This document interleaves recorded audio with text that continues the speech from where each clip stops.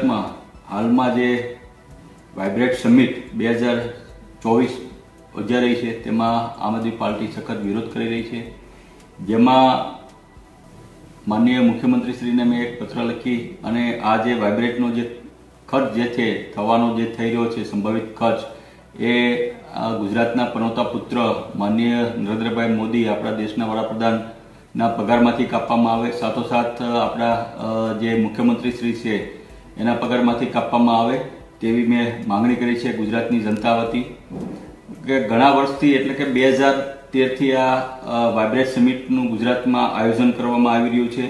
અને અત્યારે 2023માં એટલે કે અંદાજે 10 જેટલા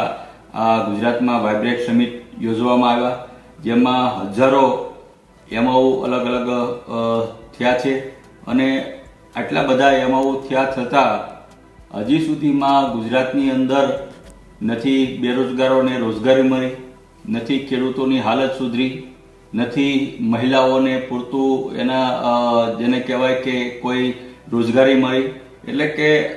આવા વાઇબ્રેટ ગુજરાતના સમિટના કારણે માત્ર ને માત્ર ફક્ત પોતાના જે માનીતા ઉદ્યોગપતિઓ જે છે અદાણી અંબાણી જેવા એમને જ આ ફાયદો કરવા માટે આ એક યોજવામાં આવી રહ્યા છે. એટલે કે આ એક માત્ર ને માત્ર જેને કહેવાય કે ચૂંટણી ફંડ એકઠું કરવાનું આ એક સમિટ છે. આમાં ગુજરાતની જનતાને કોઈ ફાયદો નથી થતો અને આ લાખો કરોડો રૂપિયા જે છે આ સમિટમાં એ ગુજરાતની જનતાના પરસેવાના પૈસા આમાં વપરાઈ જાય છે. ત્યારે માનનીય મુખ્યમંત્રીશ્રીને વિનંતી કરું છું કે આ તમામ જે 24નો સમિટનો જે વાઇબ્રેટ સમિટનો જે ખર્ચ છે એ માનનીય વડાપ્રધાન આપણા દેશના પનોતા પુત્ર નરેન્દ્રભાઈ મોદી સાહેબના પગારમાંથી તમામ ખર્ચ એ કાપી લેવામાં આવે અને જો કદાચ આપણે આ વાઇબ્રેટ સમિટ 10 વખત આ 2013થી તે 2023 સુધી આ યોજાયું, આ તમામ જો ખર્ચ અત્યારે કદાચ આપણે એનો ટોટલ મારવી તો ગુજરાતના તમામ જે ખેડૂતો છે એનું આપણે દેણું માફ કરી શક્યા હોત અને કદાચ આપણે ગુજરાતનું જે 3.5 લાખ કરોડનું જે દેણું છે, જે ગુજરાતના આવનારું જે બજેટ છે એને કરતાં પણ વધારે થવા જઈ રહ્યું છે, એ પણ દેણું કદાચ આપણે